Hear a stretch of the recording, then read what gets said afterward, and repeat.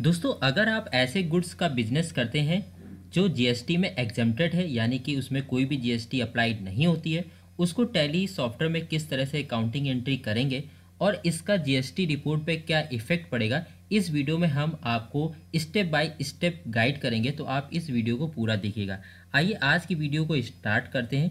यहाँ पे हमने एक एग्जाम्पल को बनाया हुआ है जिसमें एग्जेम्प्टेड सप्लाई गुड्स के एग्जाम्पल है, जिसमें हमने जो डेट है, जो पार्टी से हमने प्रोडक्ट को ख़रीदा है वो सप्लायर से ख़रीदा इस डेट में। इनवॉइस नंबर हमारा 152 है और जो हमारा आइटम नेम है वो है फ्रेश मिल्क, क्योंकि फ्रेश मिल्क में कोई भी जीएसटी अप्लाई नहीं होता है, यानी ये एग्जेम्प्टेड जीएसटी वाले स्टॉक आइटम है। तो आइए अब इसकी अकाउंटिंग एंट्री करना सीखेंगे टैली सॉफ्टवेयर पे। सबसे पहले आपको टैली सॉफ्टवेयर पे आ जाना होगा, आपको कंपनी बना लेनी होगी। आपको इसके बाद जीएसटी को इनेबल कर लेना होगा। F11 बटन प्रेस करते हुए स्टैच्यूटरी टैक्सेशन पे जाके अब यहाँ पे enable goods and service tax GST और सेट अल्टर जीएसटी टेल दोनों ऑप्शन को आपको यस कर देना होगा। जो आपका स्टेट उसको आपको यहाँ से सेलेक्ट कर लेना होगा। जीएसटी पिन नंबर जो भी है आपको वो यहाँ पे आपको लिखकर एंटर करते हुए स्क्रीन को सेव करा लेना होगा। अब आपको जीएसटी परचेस की एंट्री करने के लिए सबसे पहले आपको आना है अकाउंटिंग वाउचर पे। अब परचेस करने के लिए जो वाउचर होता है उसके लिए आपको शॉर्टकट प्रेस करना है F9 वाली बटन को। अब देखिए यहाँ पे सप्लाई इनवॉइस नंबर आ रहा है, जो हमारा इनवॉइस नंबर है वो है 152, तो यहाँ पे हम लिख देते हैं 152। अब जो हमारा पार्टी नेम है वो है सप्लायर, तो यहाँ से हम पार्टी नेम को बनाने के लिए कीबोर्ड से Alt और C वाली बटन को प्रेस करना है। तो यहाँ से हम प्रेस करते हैं और यहाँ पे लिख देते हैं सप्लायर, एंटर कर देते हैं। अब इसका जो अंडर ग्रुप है वो होगा संडी क्रेडिटर, यानी कि जो भी प्रोडक्ट हम किसी भी पार्टी से खरीदते हैं तो वो उसका जो अंडर ग्रुप होता है वो संडी क्रेडिटर्स होता है। अब एंटर करते हुए हम स्क्रीन को सेव कराते हैं। अब यहाँ पे जो पार्टी की जो डिटेल है वो यहाँ से हम रजिस्ट्रेशन टाइप में रेगुलर सेलेक्ट करेंगे और जो पार्टी का जो जीएसटी नंबर है जैसे 09 वो आप यहाँ पे लिख सकते हैं और एंटर करते हुए स्क्रीन को सेव करा सकते हैं।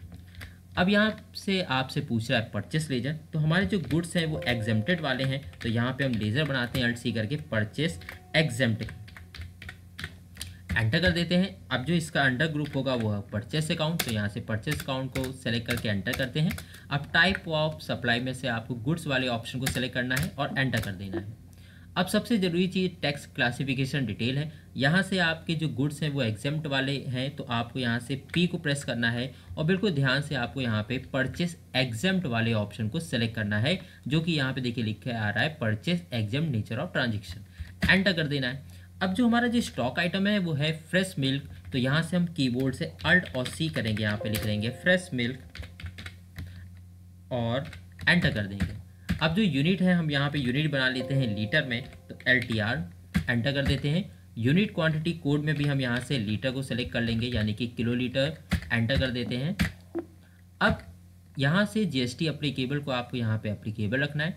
सेट अल्टर जीएसटी डिटेल को आपको यस करना है। अब डिस्क्रिप्शन में हम यहाँ पे लिख देते हैं मिल्क।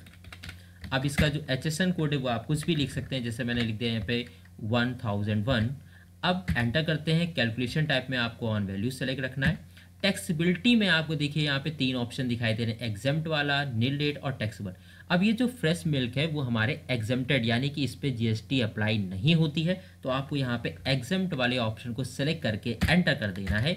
अब यहाँ पे आपको क्वांटिटी सेलेक्ट करनी, जो हमारी क्वांटिटी है वो 20 लीटर और जो इसका रेट है वो 60 रुपये, तो हम यहाँ पे लिख देते हैं 20 और जो रेट हमारा है लिख दिया हमने यहाँ पे 60, एंटर कर दिया।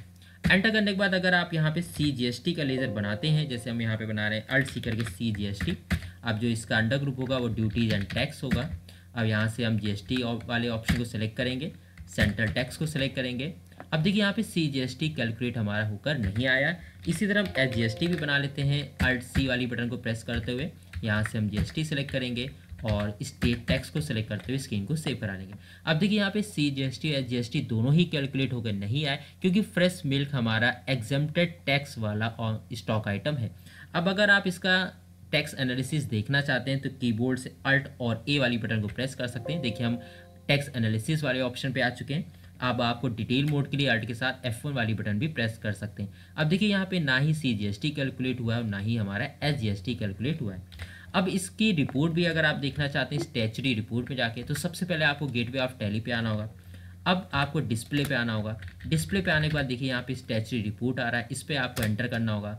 फिर आपको जीएसटी पे एंटर करना होगा। जब भी हम कोई गुड्स परचेस करते हैं तो जो उसकी रिपोर्ट होती है वो हमें जीएसटी R2 में दिखाई देती है, तो हम एंटर करते हैं। अब देखिए यहाँ पे लिख कर आ रहा है, यहाँ पे अल्ट के साथ F1 वाली बटन को जब आप प्रेस करेंगे तो हमारा देखिए एक ऑप्शन यहाँ पे आ रहा है एग्जेम्प्ट। अब देखिए एग्जेम्प्टेड में आपकी वैल्यू टोटल यहाँ पे दिखाई दे रही है 1200 की। तो इस तरह से आप, अगर आपका बिजनेस एग्जेम्प्टेड गुड्स वाला है तो आप इस तरह से उसकी परचेस की एंट्री करना सीख सकते हैं। और दोस्तों अगर आपको नील रेट वाली वीडियो अगर आप देखना चाहते हैं कि नील रेट वाली स्टॉक आइटम को कैसे परचेस किया जाता है, कैसे सेल किया जाता है, तो उसका लिंक आपको डिस्क्रिप्शन बॉक्स में मिल जाएगा या आपकी एंड स्क्रीन पे राइट हैंड पे दिखाई दे रहा होगा, वहाँ से भी आप देख सकते हैं। तो दोस्तों अगर ये वीडियो पसंद आई हो तो इस वीडियो को लाइक, शेयर और हमारे चैनल को सब्सक्राइब जरूर कर दीजिएगा। अब मिलते हैं नेक्स्ट वीडियो में। Thank you.